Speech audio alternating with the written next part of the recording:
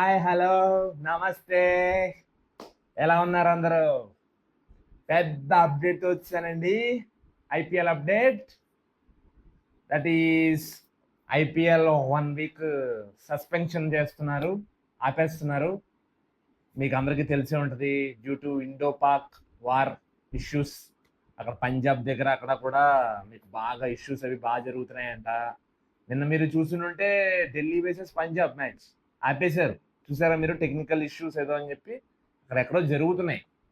అక్కడ ధర్మశాలలో కదా మ్యాచ్ జరగాల్సింది. అక్కడ చుట్టుపక్కల ఎక్కడ కూడా బాంబ్ బ్లాస్టెస్ ఏవో అయినట్టున్నాయి. అదంతా కూడా చెప్పకుండా మీకు టెక్నికల్ ఇష్యూస్ అది ఇది అని చెప్పేసి ఏదో కవర్ చేశారు.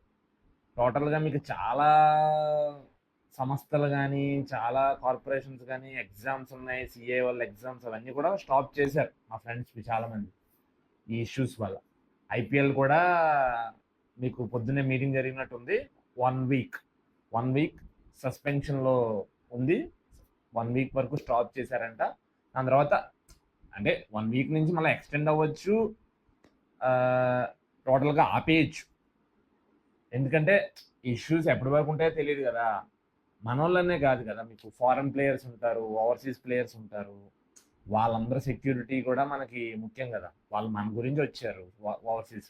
వాళ్ళందరూ కూడా వాళ్ళ దేశం వాళ్ళకి మనం సమాధానం చెప్పాలి. ఆస్ట్రేలియన్ ప్లేయర్స్ ఉంటారు, సౌత్ ఆఫ్రికన్ ప్లేయర్స్ ఉంటారు, ఇంగ్లాండ్ ఉంటారు, న్యూజిలాండ్ ఉంటారు. వాళ్ళకి ఏమైనా అయిందనుకోండి చాలా ప్రాబ్లం అయిపోతుంది. అందుకని వాళ్ళ సెక్యూరిటీ రీజన్స్ అవన్నీ కూడా వాళ్ళు భయపడతారు కదా. ఇలాంటి వార్ సిచ్యువేషన్స్లో మనం ఉన్న ఈ కంట్రీలో వెళ్ళిపోతాం మేము అంటారు. అవన్నీ కూడా వాళ్ళకి సెక్యూరిటీ రీజన్స్. రోజునంటే మనకి ఐపీఎల్ ఓనర్స్ ఉంటారు, ఈ ఫ్రాంచైజీ ఓనర్స్. వాళ్ళు భయపడుతుంటారు ఏమైపోతుందో ఏంటో. అంత డబ్బులు పెట్టేసి ఉంటారు కోటాను కోట్లు. స్టేడియంస్ క్యాటగిరీ రెంట్స్ అవన్నీ కూడా అన్నీ వాళ్ళు చూసుకోవాలి కదా.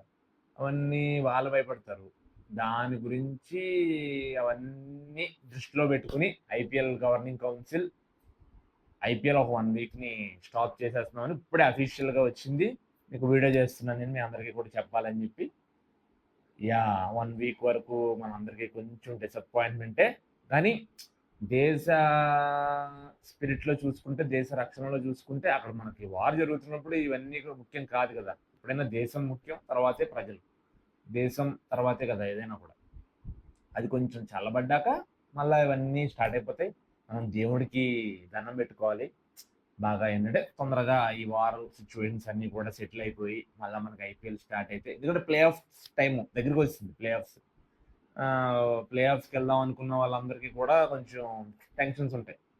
బా బా మనం మంచి ఫామ్లో ఉన్నాము, వాళ్ళందరూ కూడా అంటే కొంచెం ఫామ్ ఉంది. ఇప్పుడు శ్రేయస్ అయ్యర్ కానీ, మీకు శుభ్మన్ గిల్ కానీ, బట్లర్ కానీ, సంథింగ్ సూర్య కుమార్, వీళ్ళందరూ ఏంటంటే కొంచెం గ్యాప్ వచ్చింది అనుకోండి. కొంచెం గ్యాప్ వచ్చినా ఆ ఫామ్ పోతుంది. ఒక ఊపు అంటారు చూసారు, ఆ ఊపులో ఉన్నప్పుడు వేరు.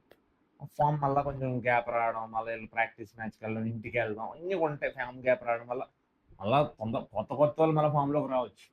ఇది ఒక రకంగా ఏంటంటే కొత్త కొత్త వాళ్ళకి ఫామ్ లేని వాళ్ళకి ఫామ్ వస్తున్నట్టు అవుతుంది. అదనమాట నాకు తెలిసి. All are in good spirit.